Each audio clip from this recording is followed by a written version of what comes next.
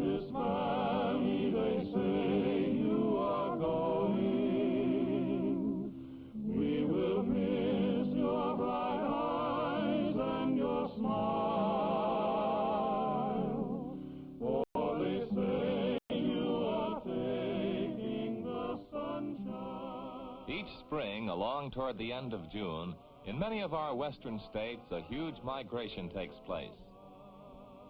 Thousands upon thousands of sheep, ewes that have wintered in the valleys, and their lambs, born only a few weeks ago, are driven to the high mountain ranges for summer pasture. The scene takes us back to the very beginnings of recorded history. For ever since the Stone Age, men have herded sheep. The ancient Egyptians, Babylonians, Greeks, and Hebrews spun and wove wool in their homes, and wealthy Romans who wore togas made of wool were proud of their flocks. Over the centuries, there have been hundreds of breeds of sheep, but today only a few are of commercial importance. At a very early date, Spain developed the merino for its unusually fine wool, and this breed has had more influence on the sheep of the world than any other. The modern merino has been valuable in the semi-arid and rough ranges of the sheep country because it can walk long distances, stand extremes in temperature, and get along with little shelter, feed, and water. It has the deep-rooted flocking instinct that lets one shepherd watch over a large band. The merino is one of the smaller breeds. Most of the skin folds that once characterized it have been eliminated in the so-called C-type or Delane merino.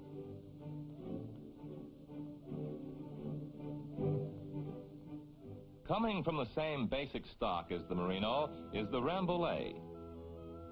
It's also a fine wool breed, and its size and ruggedness have made it valuable on the range.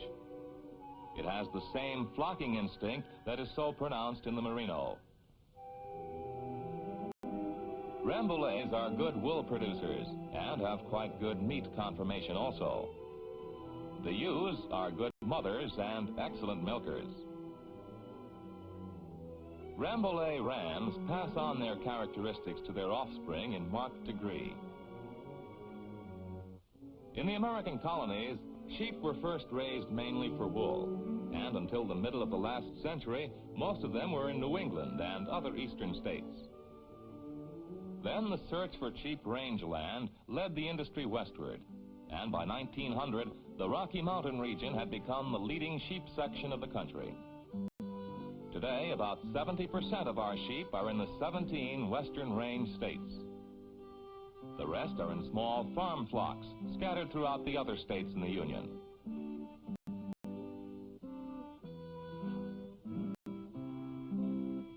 Sheep pay dividends twice a year, the first being the annual wool clip. On the range, shearing is a mass production operation compared with the shearing of farm flocks, but in both cases, skill and experience are needed. Shearing time in the spring is set by the weather, and the fleece is not usually removed until the danger of cold rains and snow is past.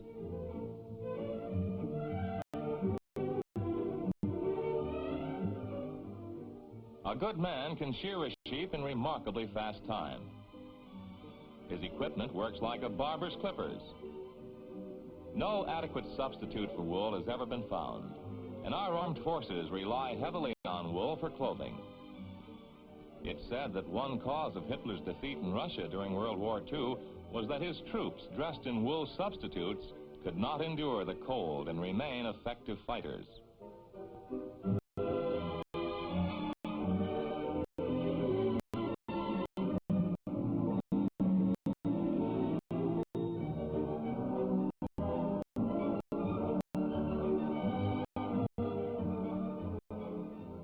Branding or numbering of sheep is done with a soluble paint or fluid that will come out when the wool is scoured. The use of ordinary lead base or tar paints may lower the value of the wool considerably.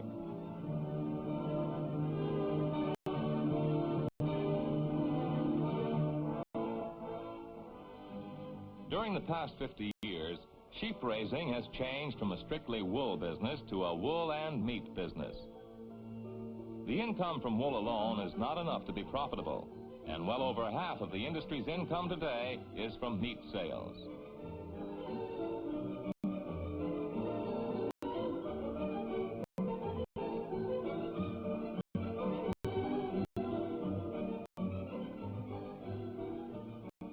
While the early Spaniards were herding merinos in large bands, the British were raising sheep in small farm flocks. The English breeds did not have the fine wool of the merinos or Rambouillets, and the British began early to develop a better meat-producing animal. An outstanding example of a meat-producing breed is the Southdown, which has an almost ideal meat conformation, reminding one somewhat of the modern blocky beef steer. It's often pointed out that sheep are the only animals that make a prime product on grass alone. The popularity of the Southdown is spreading westward. The lambs mature early and reach market condition at light weights. The carcass is a favorite where small cuts are in demand.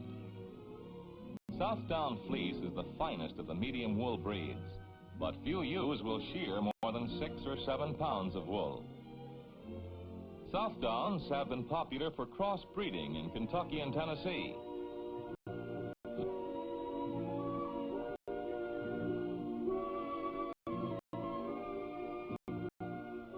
Another good meat animal is the Hampshire. It's a big, rugged animal of good meat type that's in demand for small farm flocks as well as for the big bands of the West. The lamb crop will run as high as 150%. Meaning half the ewes will have twins, and the lambs grow fast.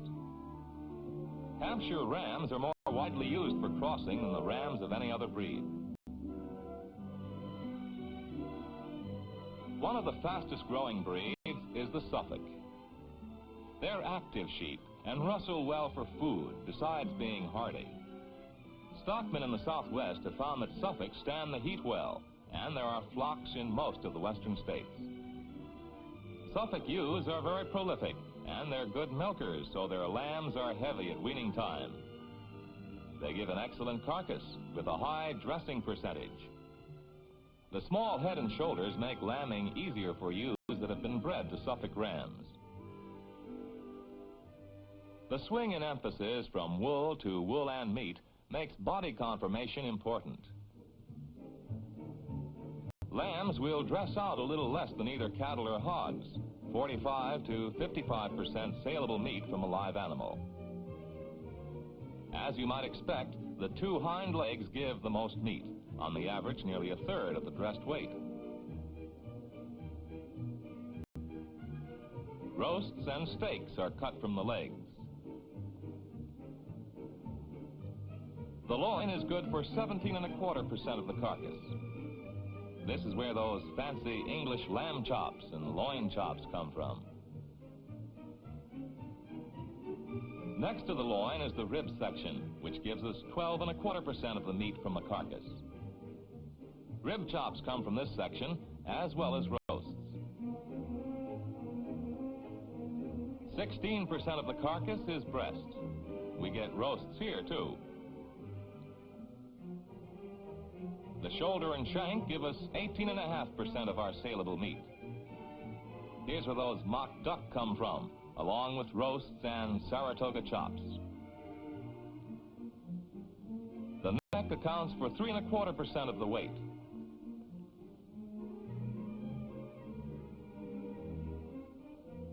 This drawing gives an idea why breeders have been trying to develop good meat conformation along with good wool production. The American taste for lamb has not been developed as well as our taste for some other meats. Last year, Americans ate 73 pounds of beef per capita. We ate 62 pounds of pork apiece. Each of us ate 29 pounds of chicken. But the per capita consumption of lamb was only a little over 4 pounds. There's a tremendous potential market for lamb in the United States. Another good meat animal is the Dorset. Both rams and ewes of this breed have spiral corkscrew horns. The yield of fleece will run about 7 pounds on the average. The most striking difference from other sheep is the Dorset's breeding habits. Ewes will come in heat late in the spring or early in the summer, and the ram will work a band of ewes in hot weather when most other rams rest in the shade. That means Dorset ewes will produce lambs in the fall. The ewes are very prolific and are the heaviest milkers of all the breeds. Dorsets are well adapted to hothouse lamb production and are popular in the East, where the best markets for early lambs are located. The biggest of the medium wool breeds is the Oxford. It doesn't have the carcass quality of the Southdown, but it shears more fleece than any of the other medium wool breeds. 10 to 12 pounds is about average for an Oxford ewe, but some shear as high as 15 pounds of wool. The lambs are big too, 9 to 10 pounds at birth, and they grow fast. Oxfords have wool on the face, but not enough to cause wool blindness. The breed is prolific, and the rams are used on small ewes to produce bigger lambs and to increase wool production. A middle-of-the-road breed combining meat and wool qualities is the Shropshire. Its most distinctive feature is a complete wool covering, including the face and legs. It will shear perhaps 10 pounds of fleece a year. Shropshire ewes have a lot of twins and triplets, and next to Southdowns, the lambs reach market condition as early as any other breed. The ewes are good milkers and produce active lambs that will weigh from 7 to 10 pounds at birth. Shropshires are especially popular in the Middle Western states. The rams are often used on grade farm flocks. In an effort to correct a tendency toward wool blindness in the Shropshire, at least one breeder has imported from England a British-type Shropshire ram with a clean face. One of the prettiest breeds is the Cheviot, and wealthy people often keep flocks on their estates because they are so decorative. The Cheviot is one of the smallest breeds, but it also is one of the hardiest. It can stand cold, stormy weather, and being a hill breed, is very active. The lambs are quite small at birth, from 5 to 7 pounds. The Cheviot is a medium wool breed and will produce an average of about 7 pounds of fleece. The ewe is apt to be a little nervous, but she's a good mother. Let's watch a flock of Cheviots being rounded up by a trained sheepdog. Dogs have always been both a blessing and a curse to sheep raisers, but a well-trained border collie can be a great help and time saver.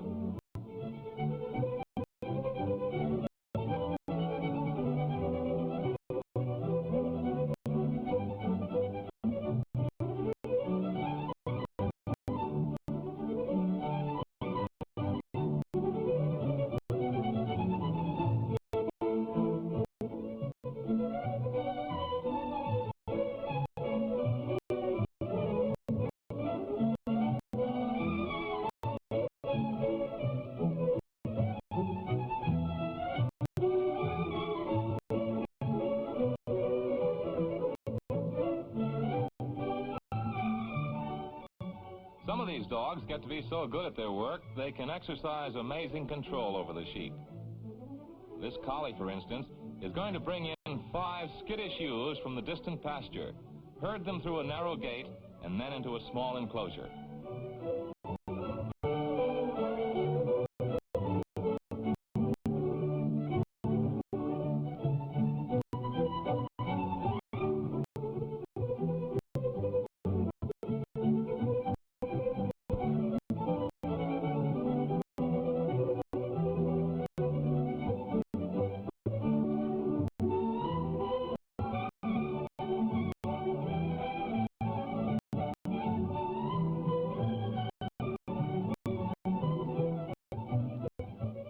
Well done, old boy. Let's follow along with the members of a Breed Improvement Association to see some Corriedales. The Corriedale was developed by crossing Merinos and Lincolns. Line breeding and careful selection have produced a new breed with many of the desirable qualities of both ancestors.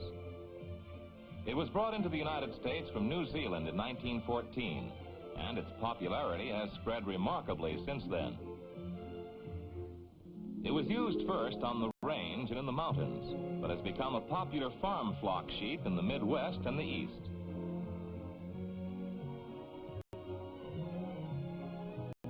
The Corriedale is a good dual-purpose sheep, being a heavy producer of excellent medium wool, and it also gives a good meat carcass.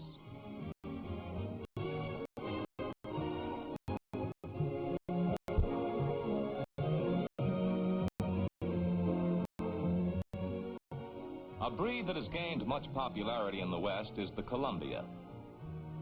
It was developed in the United States by crossing Rambouillets and Lincolns, and is now a well-established breed.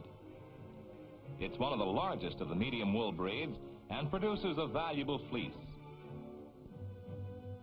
It has proved very useful under range conditions and is valued for its lamb production as well as for its wool.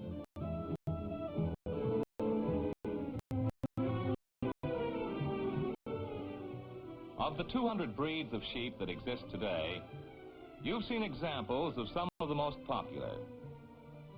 Each has its boosters, each its strong points. Each exists because a breed that is well adapted to the Middle West may not necessarily be best on a Texas ranch. And raising sheep on a Pennsylvania farm is quite different from raising sheep in the Rocky Mountains. A good example of Rocky Mountain sheep raising can be seen in Colorado.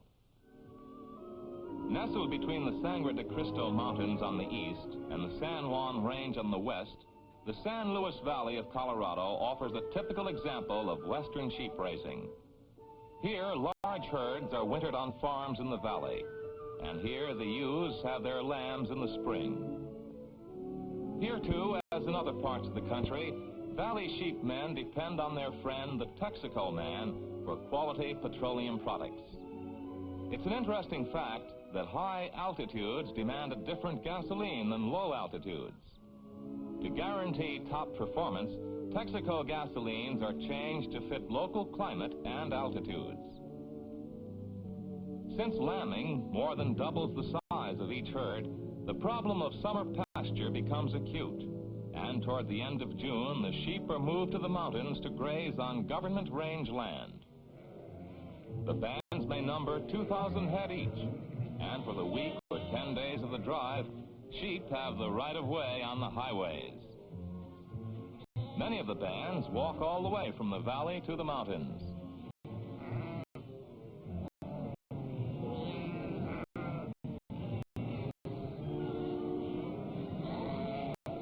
Some owners prefer to ship their herds by truck.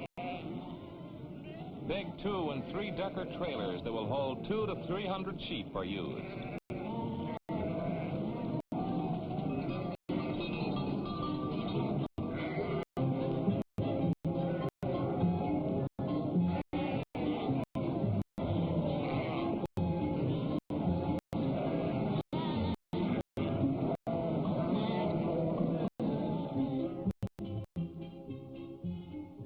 The sheep trucks can make the run to the mountains in a few hours, whereas the walking bands may spend nearly a week on the trail.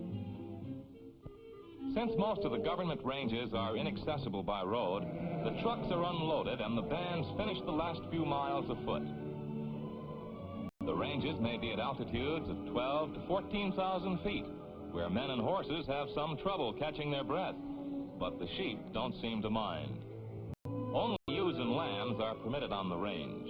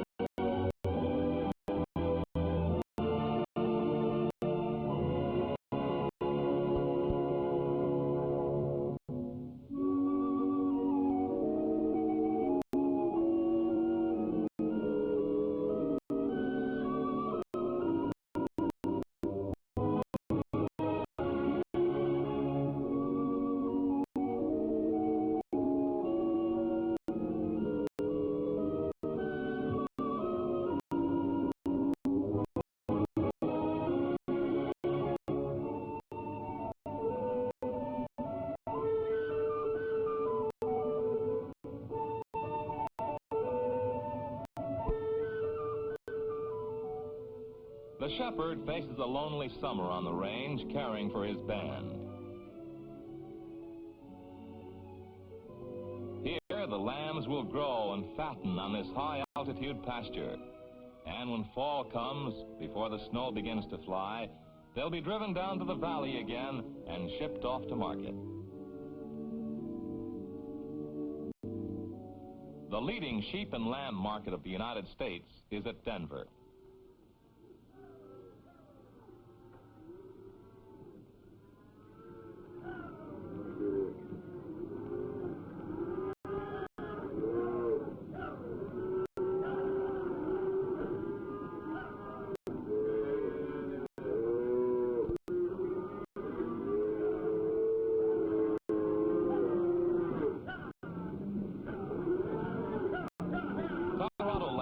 Considered basic price setters in the industry.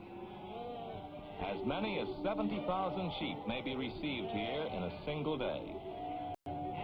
Not all the lambs received are slaughtered. Thousands from the range will be reshipped for further fattening on farms and feedlots. It's a peculiarity of the business that most of the lamb raised in the West is sent to the East Coast.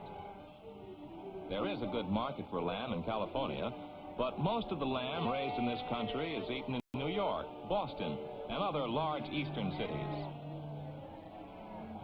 Sheepmen usually don't need to count sheep to help them go to sleep, but they do count their herds regularly and become quite expert at it. Some count by twos and some by fours, and a helper keeps track of the hundreds. And speaking of counting sheep, it's a matter of concern that our sheep population is smaller today than it was during the Civil War. Australia, Russia, Argentina, and India all raise more sheep than we do, and we are forced to import 65% of the wool we need.